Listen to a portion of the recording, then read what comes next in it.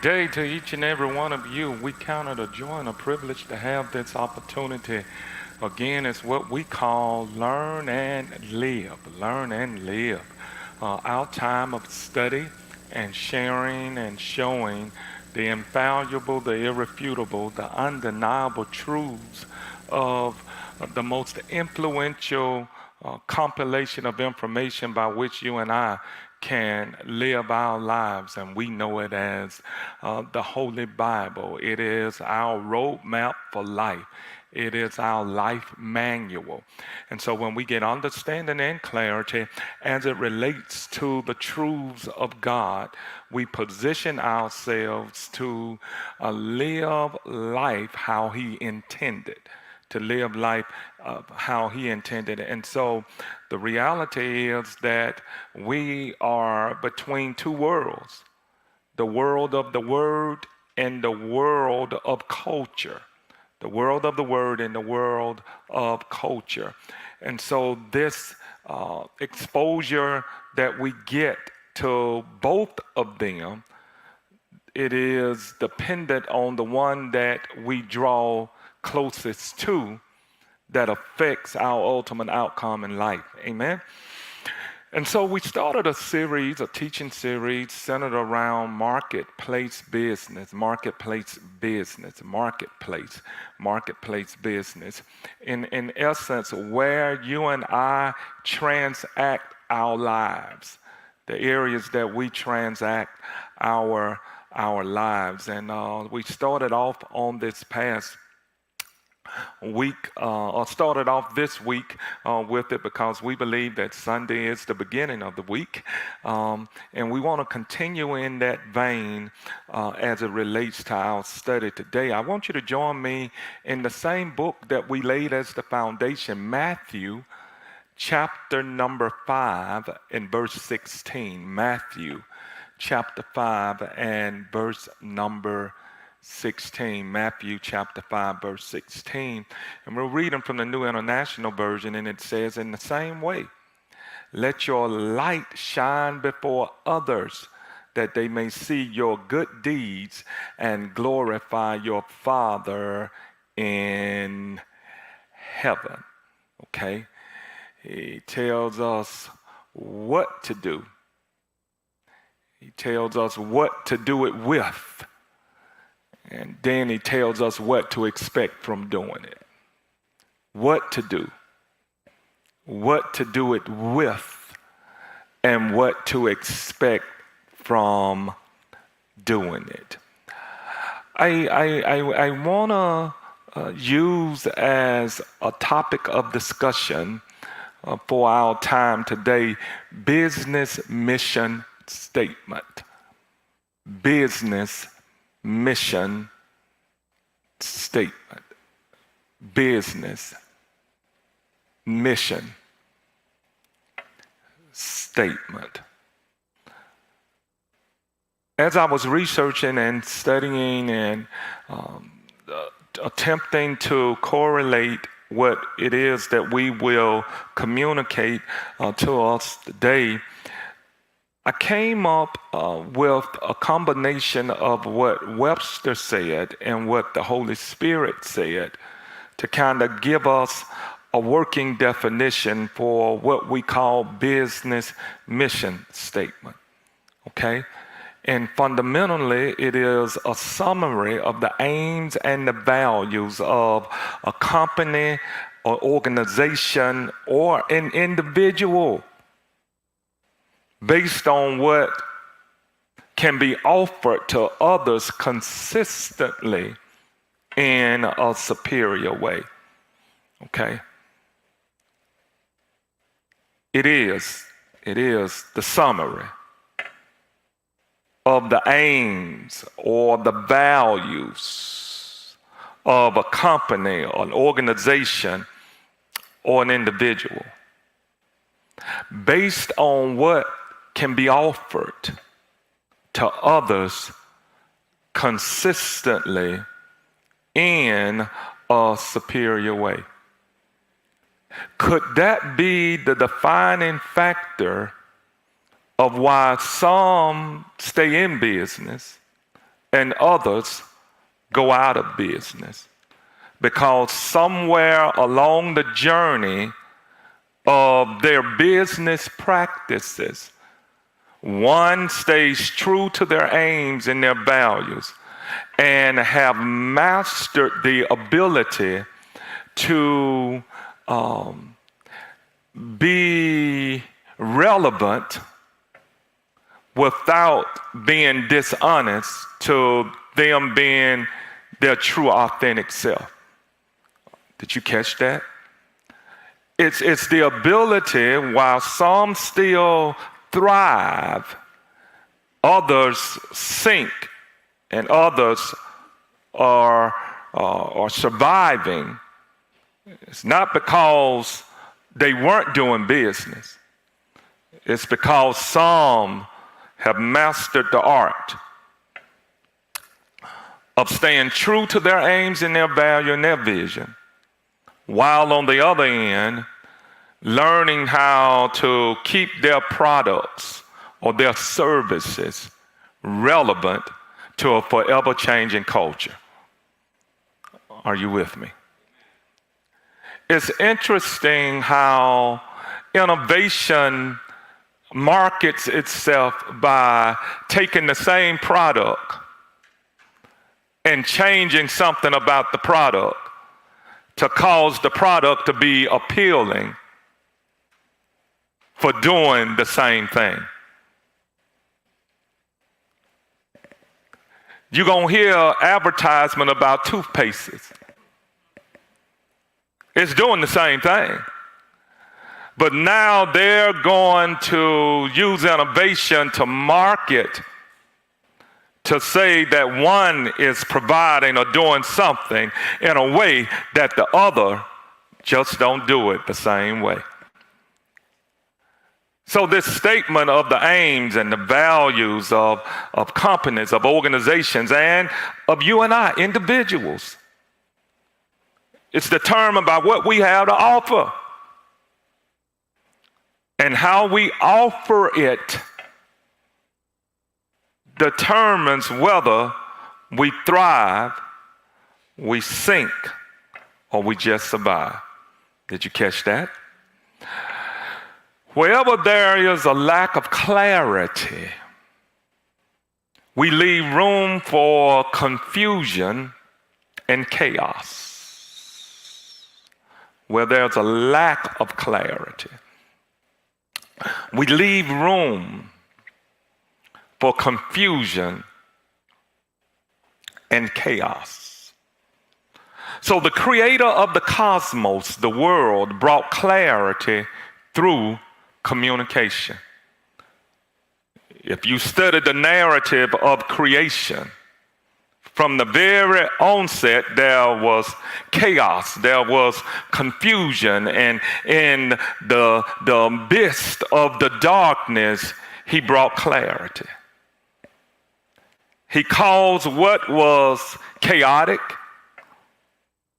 what was confusing, to become clear through communicating what his desires were.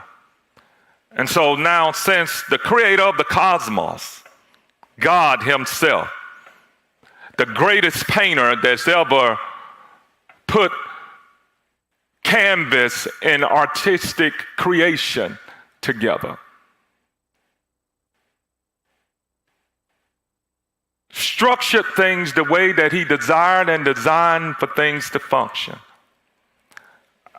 I've come to realize that I can expedite getting things clearly understood and not waste time pursuing and chasing and doing things where there are already definitive instructions and intent being revealed.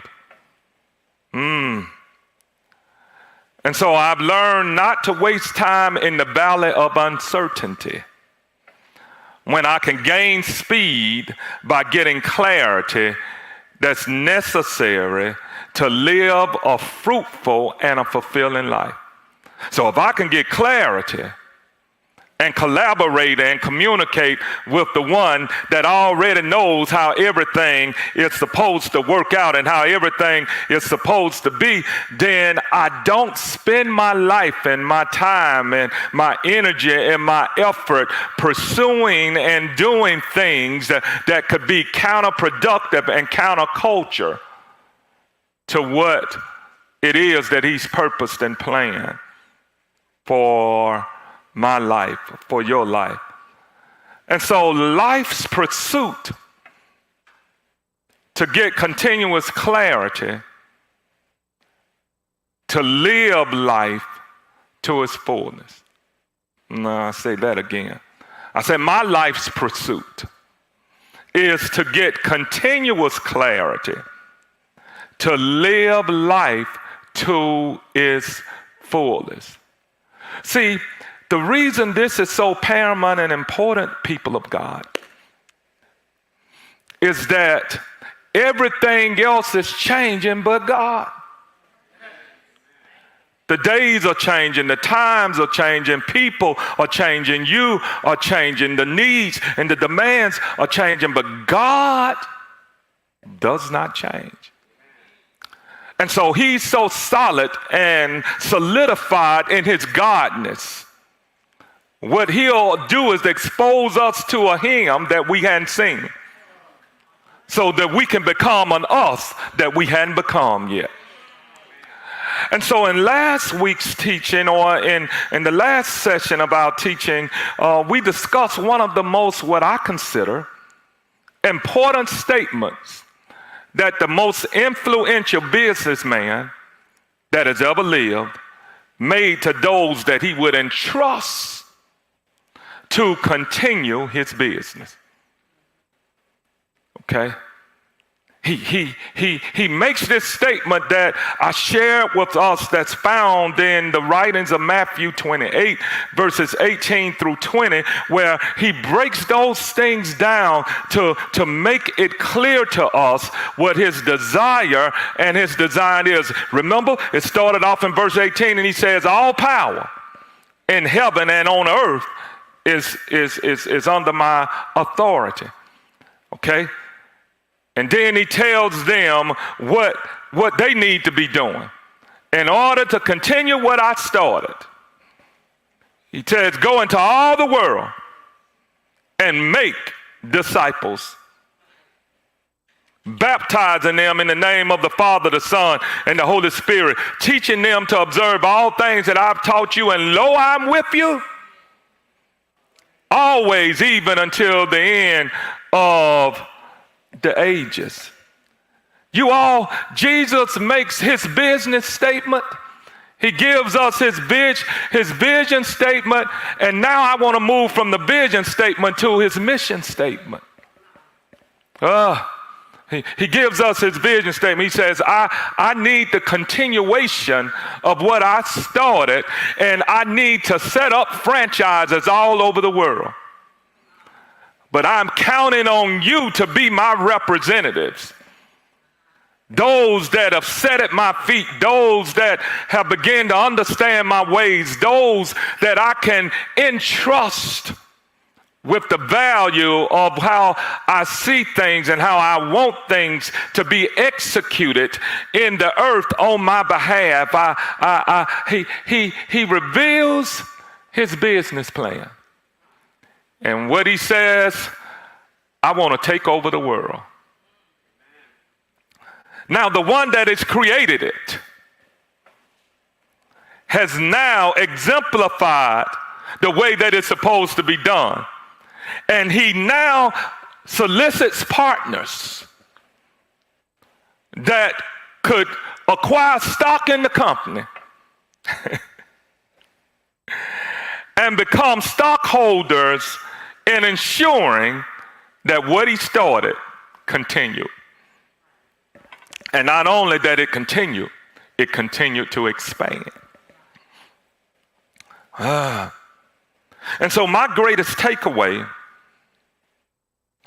is that once communication, and I want to tie communication to purpose, is clear. Watch this. What he shows us from the last session to this session, I was sharing with a group on Monday because now communication should reveal the purpose, the reason for the creation or the existence of a thing, okay? And once communication is clear, then conditions have to be validated before commissioning is applied. Go back, I went too fast, okay? He now is meeting with this group of men that he would entrust to help franchise his business all over the world. And he says to them, I got the power. There is no power restrictions. Nowhere you go, nothing you face, nothing you go up against, my sovereign ability cannot intervene. So he says, if you're in the White House, if you're in the outhouse, if you are in a place of influential and affluent people, I still can show up. If you are among those that are not as fortunate or well off or established, I can show up. I can show up where there are those that have a lot and those that have a little. I got the power. In other words, I am the power source. I have all authority. I have no jurisdictional limitations. That's the reason there's a difference between Birmingham and Jefferson County. And so there are those that have jurisdictional authority. And once they're outside of their jurisdictional authority, they have to collaborate with other counties, because now, once they've crossed the county line, their authority is restricted. So he says, I don't have no jurisdictional limitation. Y'all, I told you on Sunday that reveals mastery. Okay, but now I don't want you to miss this, because he communicated it so well that then he goes from communication, watch, to where he says, now, why was it this then? Because they had been conditioned to fulfill his commission. Okay. No. They were conditioned. So now he's communicating. I'm in Matthew 28. He's communicating with those that he had conditioned to execute his commissioning. Okay? See, you don't commission yourself. You got to be sent out by someone that gives you the authority to represent what you've been sent out to do. It's like, I don't know if you've ever experienced having to deal with a constable. Someone that is representing a legal binding entity, and they come to serve you notice. Okay, and so in essence, what I'm suggesting and telling you, we've been assigned as constables to serve different sectors of society. Notice that the one that has no jurisdictional limitations, the one that can show up anywhere and everywhere all at the same time, he has mandated and emphasized that you and I represent him and represent him well. So now he goes from presenting his mastery of what he had been sent to do, to now he emphasized the multiplication, because he says, go and make disciples. Oh, Lord. And you all, this shook me to the core, Because now, watch, I feel like that to a great degree, we've not fulfilled the commission.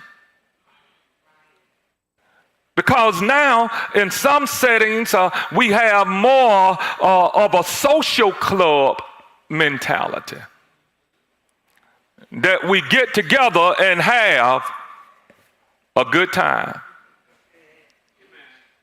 Okay, but he says, no. My business is a part of being social. I want you to fellowship. But what I want you to do is to be equipped to the degree that you're able to take what I've equipped you with and equip others with the same thing, so that my business can expand all over the world, impact all 7 sectors of society, to where my brand can be put up everywhere. Woo! And so he communicates with purpose. But then he gives us the conditioning, because now after revelation, there should be preparation before there's implementation. What I found out, see, those 3 years were 3 years of preparation. And conditioning, so that you'll be able to deal with all of the different seasons that you'll have to face. And what I found out is that people want to jump the middle stages. They don't want to go through the conditioning that's required to be effective in the positioning. Okay, so he says, now you're ready to be presenters on my behalf. I've gotten you ready. You're in shape for this. And so now he commissions them. And he says, now you go and you teach. Everything that you've observed and I've taught you, share with others. Do it in such a way that it reflects my mastery. And as you become proficient and efficient at doing what you've been assigned to do in the areas that I've gifted and enabled you to be able to do it, you're not supposed to just do a good job, you're supposed to master the job. And then there'll be multiplication, because others will be able to bear witness of the evidence that you've been able to get by doing what it is that you do the way that you do it. And he says, my method is teaching. So he told us the mastery, the multiplication, and the methodology that he used. It is this instrument of teaching, this instructional application that allows the teacher and the learner to be benefactors of engagement. What are you saying?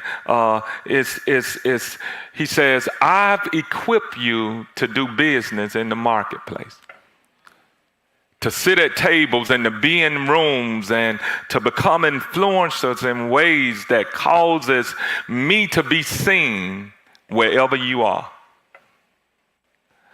And my brothers and my sisters, those that are in the house and those that are watching by way of our virtual platform, I realized that Jesus modeled what he wanted to see multiplied to the masses. And so if it doesn't look like him, if it doesn't sound like him, if it doesn't represent him, it's what we made it and not what he intended. How the family should look, and how our faith should look, and how our fitness should be, and how our finances should look. No, he deals with that based off of the foundation of these truths. And so this is what he tells those that he has invested time with in an effort that they would help build, maintain, and multiply his business. We're supposed to be built. Upon this rock I build, my church, and the gates of hell should not prevail against it. So we're supposed to be builders and maintainers and multipliers of his business. Are we good? Here it is. And so we move from being clear, because remember, my instructor taught me that you've got to see it twice in order to do it once. It's got to correlate to your consciousness in your mind before you see it in the fruition of reality. And so you got to see it twice in order to do it once. And usually what happens, you conceptualize it in your mind and you manifest it through your execution. Look with me now as we come to a close. Matthew 5:16. Matthew 5:16. The A part says, in the same way. The B part of the verse says, let your light shine before others. The C part of the verse says that they may see your good deeds. The D part of the verse says, and glorify your Father in heaven. The A part of the verse says, in the same way. The B part of the verse says, let your light shine before others. The C part of the verse says that they may see your good deeds. The D part of the verse says, and glorify your Father in heaven. Don't miss this, because the symbolism here is God gives us the blueprint of his mission statement. He gives us in Matthew 5:16, put it back on the screen again, please. He gives us the blueprint.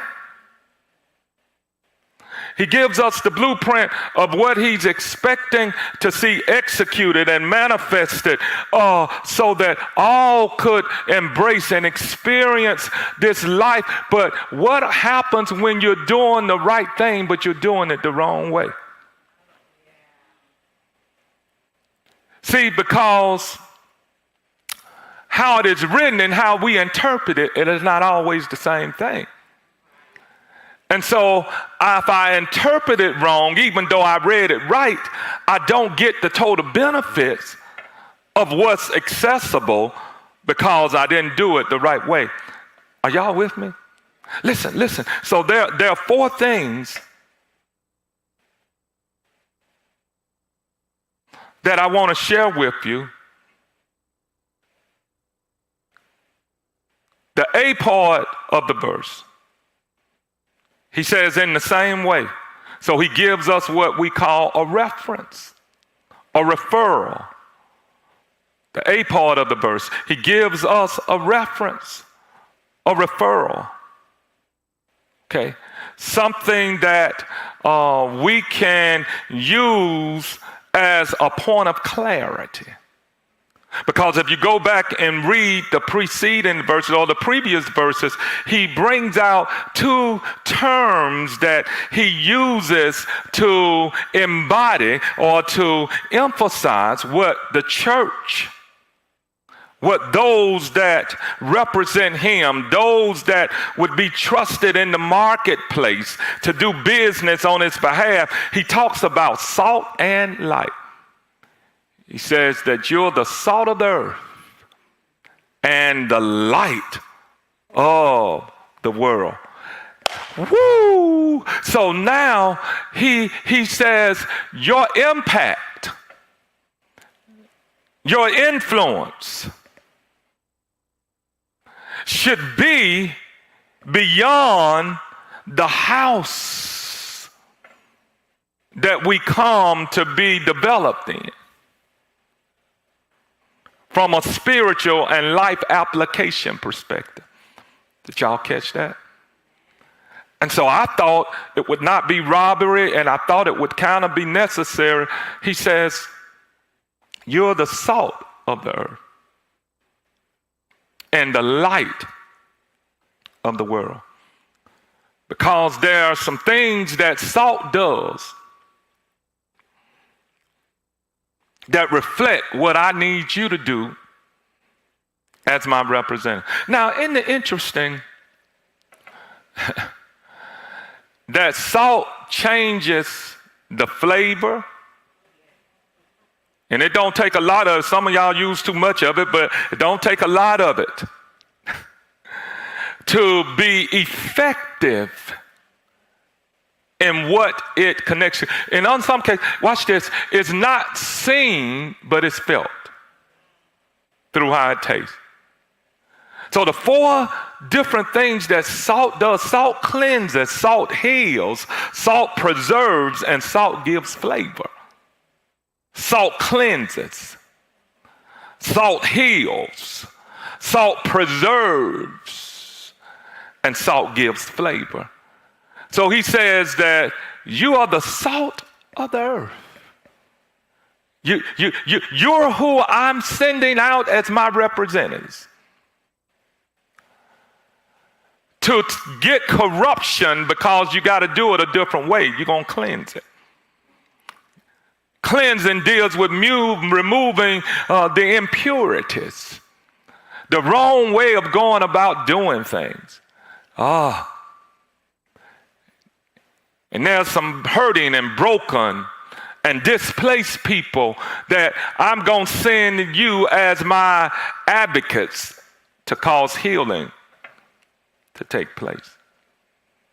And then in order to maintain and to cause what I've established to continue, you got to preserve it. And lastly, you've been trusted and assigned to give flavor to wherever and whatever you're engaging and involved in. Are y'all with me? So he says salt, but then he goes on to say light. Oh my goodness. And so light does some specific things. Come on, y'all. He uses this metaphorically. So he says that as salt you cleanse, as salt you heal, as salt you preserve, as salt you give flavor to. So watch this. In other words, there should never be a bland place if you are present. Where there is tastelessness, he put you there to bring some taste, some class, some clarity, something that is needed. But then he says light. Light exposes. Light enhances. Light embodies. Okay? So he says, in other words, there's something that needs to be seen that's been in the dark. And I put you there to help it be lit up, exposed. Did y'all catch this? Light enhances. It makes what exists look better than it did before light ever got there. See, there's some stuff you can't find until a little light is added. It enhances your ability to be able to see things clear. Then lastly, light embodied. It becomes the consummation or the consuming entity that causes everything else to be blocked out. See, we're supposed to be so lit that dark stuff can't stay where light bearers are present. Ooh. I said dark stuff can't stay where light bearers are present. So he gives us a reference. He says, you're salt and light. This is how he describes us as doing marketplace business, that we cause things to be seen and we cause things to happen by our very presence being there. That's the A part, y'all. But the B part says, let your light shine before others. So he says, you bring a level of radiance, of brightness, of illumination. Okay? The B part of the verse deals with radiance. Okay? Okay? In other words, you light the place up. You light the place up. You're there to light the place up. You're there to stand out. You're there to be the difference maker. You're there to be the change agent. Radiance. He says it's in you to do it. And so he should be able to trust us to be in places and in spaces that the radiance of who he is in and through us is able to be seen. That's the reason it don't take a lot of light, it just take the right light. Radiance. Radiance. And so you don't dim everything. He never uses terms to say, turn down the light. And I know the cultural context, and Psalm says, turn out the lights and light a candle. No, that's dimming the light. No, that's trying to change the mood. But he don't talk like that. He wants to be the consuming fire that brightens. Reference. But then there's the radiance, you all. That's the reason some people are very attractive and other people are very distracted. There are those that are drawn to, and there are those that are pushed away from. Because some radiance is attractive, and then some radiance is distractive. Okay? But then thirdly, it's the C part of the verse says it this way. He deals with regularity. Can you say regularity? Okay, because it says that they may see your good deeds. They may see your good deeds. They'll see your good deeds. Okay, now I don't want you to miss that because good deeds are not singular, they are plural. So he says that, watch, don't miss this. There ought to be some level of regularity in what you do.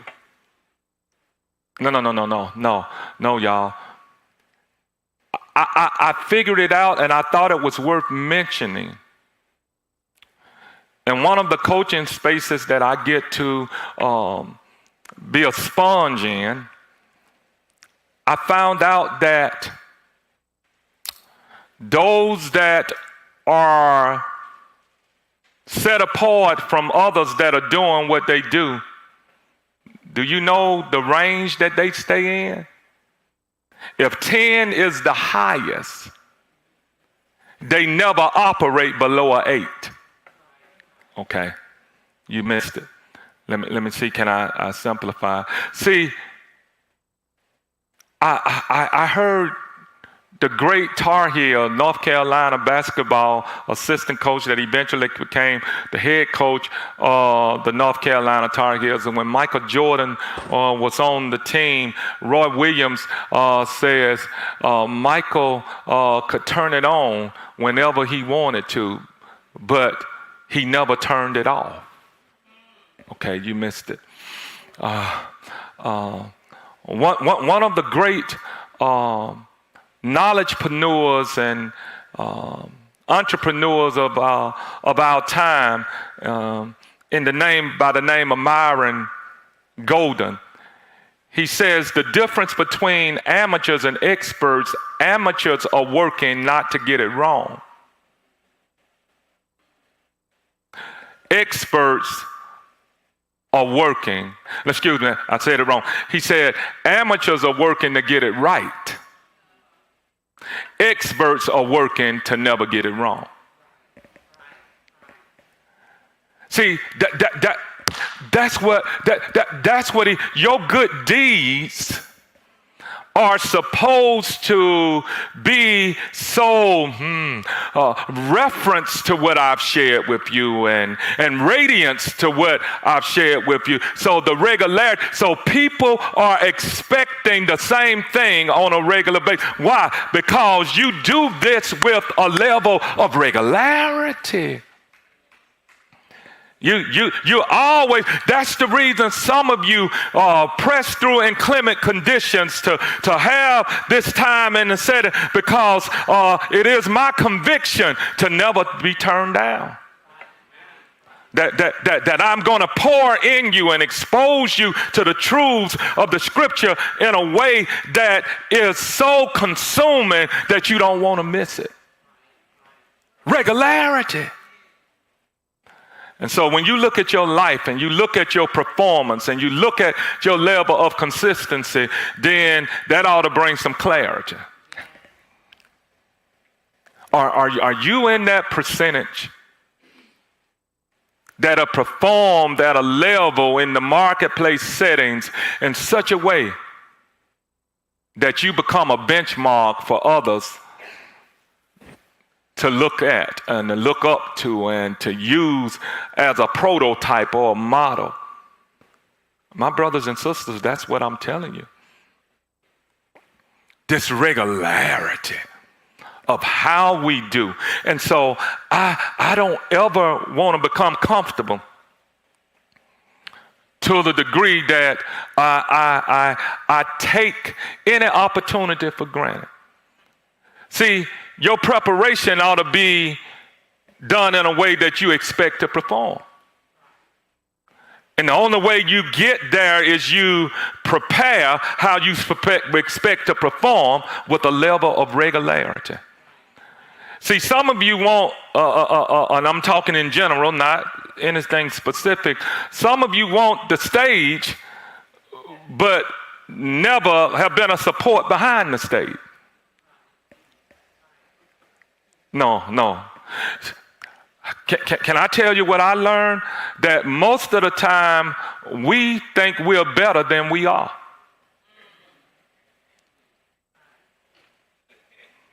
No. You're thinking because you see someone that does what they do at the level that they do it, it came easy.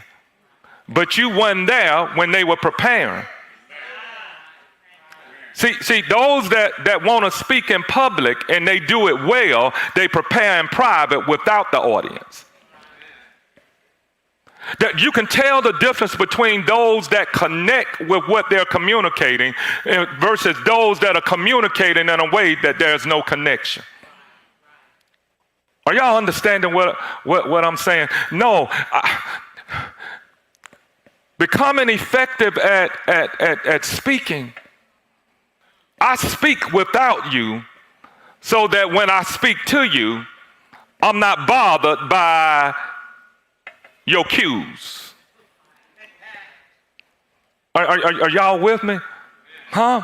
It's the regularity of going over my information over and over and over again so that even when the devices don't work, and even when the screen of what I'm seeing and what you're seeing, not the same thing, I'm so indoctrinated with the information that you can tell the difference. That's what I'm coaching and attempting to cultivate in those that God has trusted me as with ministers. I can tell when you're prepared and when you're not.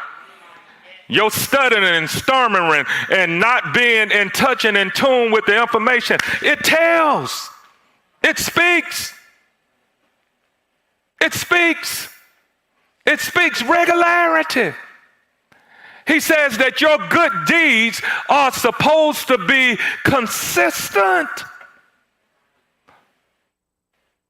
So in the same way, let your light shine before the audiences that I put you before, that they got something to see. That they see your good deeds. Your deeds are supposed to be regular in goodness, regulated in goodness. So folks know what to expect versus wondering what to expect. Are y'all understanding what I'm saying? See, it's a difference. It's a difference. It's a difference. Okay? So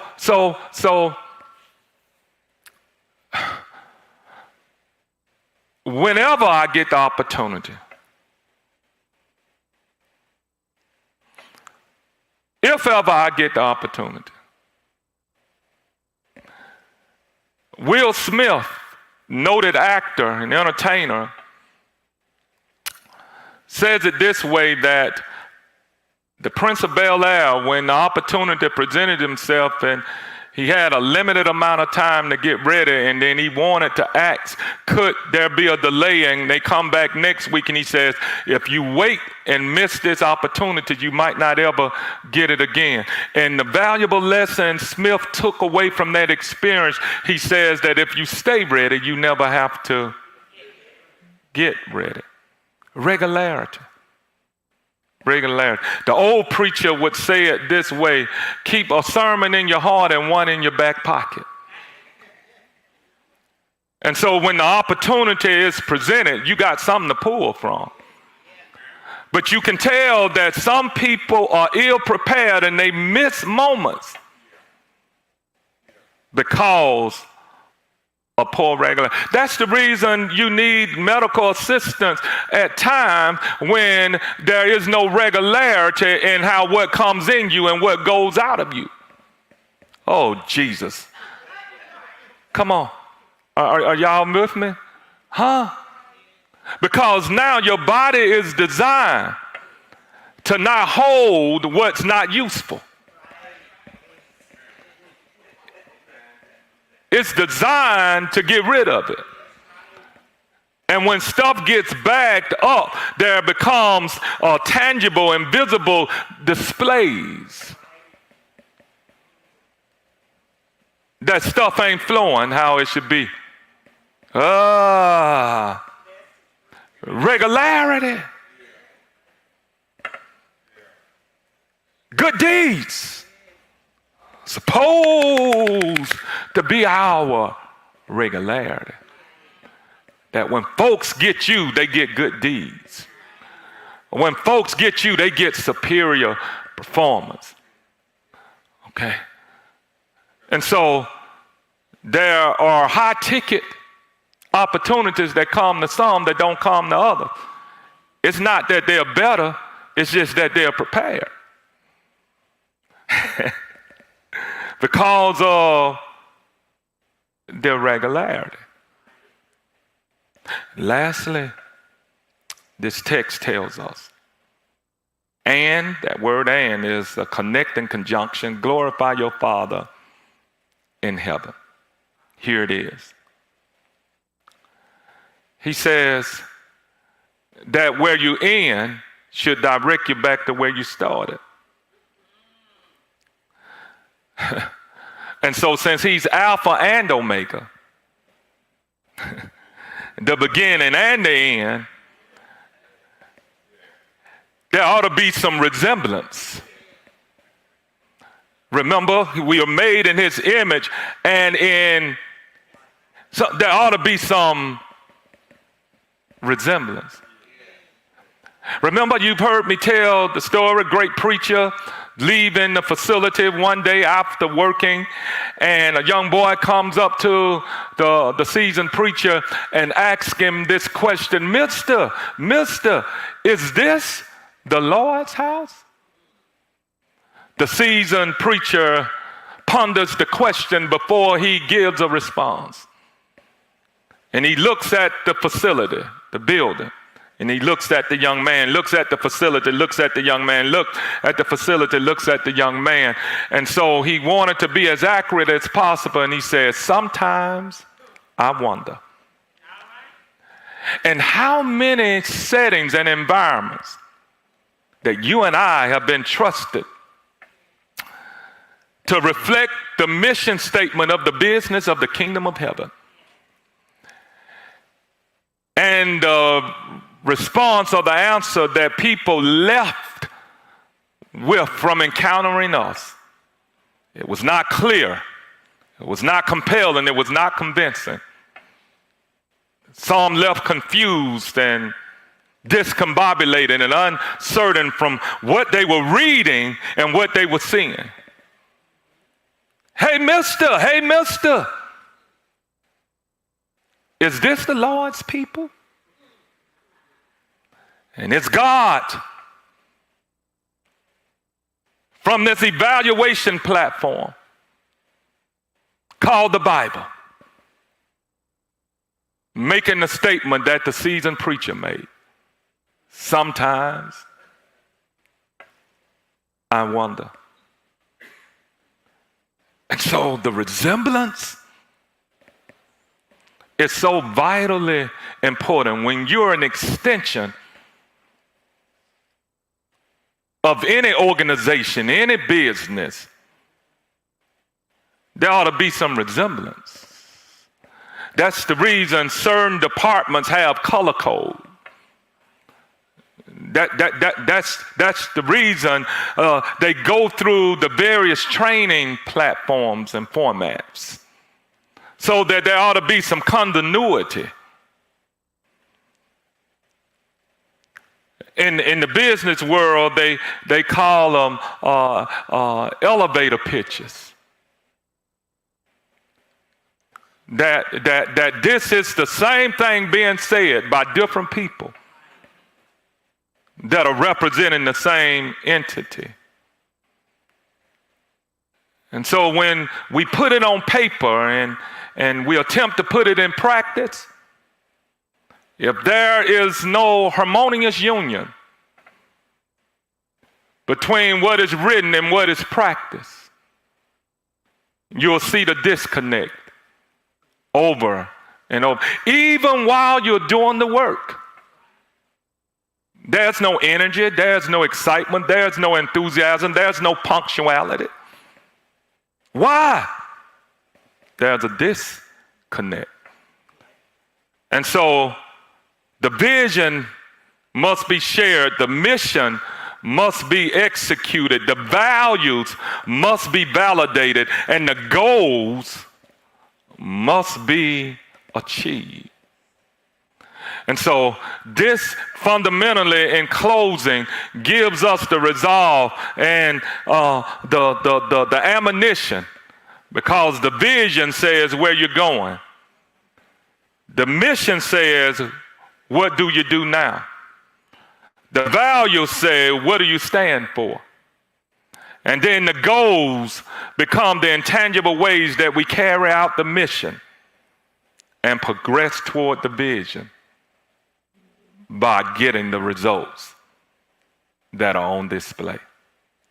Did y'all catch any of that? And so the vision he gave us, go into all the world and make disciples. The mission, let your light so shine before men that they see your good works and glorify the Father which is in heaven. The value is we're standing on love and excellence, because God is love. And all that he does and all that he stands for is excellent. And the goal, as my provost of seminary says, that there are two groups of people in every setting you're dealing with. Those that need to know God and those that need to grow in God. And I don't know about you, I'm glad I know Him. And I'm glad I'm growing. And so our assignment is to know the vision and to fulfill the mission by standing true to His values. And He gets behind us to help achieve the goal. Well, this is my time. I'm Bishop A.M. Moore, the lead servant here at the M.T. Zion Cathedral City. Prayerfully, you've been blessed and helped. Until next time, God bless. We are grateful for the impact of this message that we received today, and we'd like to take this opportunity to invite you to further connect with us. We offer 3 ways to foster that connection. Firstly, if you are interested in cultivating a personal relationship with God, we welcome you to do so. Secondly, if you feel the need to rejuvenate and want to be restored in God, we want to extend the invitation to you. And finally, if you desire to engage with a caring community that loves God and people, we encourage you to connect with our ministry on today. We understand that giving is an act of worship that is deeply personal between you and God. We believe that God empowers us to steward our resources wisely and multiply them. You can give through various platforms such as Cash App, Givelify, and Mail in seeds. Please note that Bishop has his separate and personal links for Cash App and Givelify. We express our gratitude for everything sown and have faith that God will give an abundant return.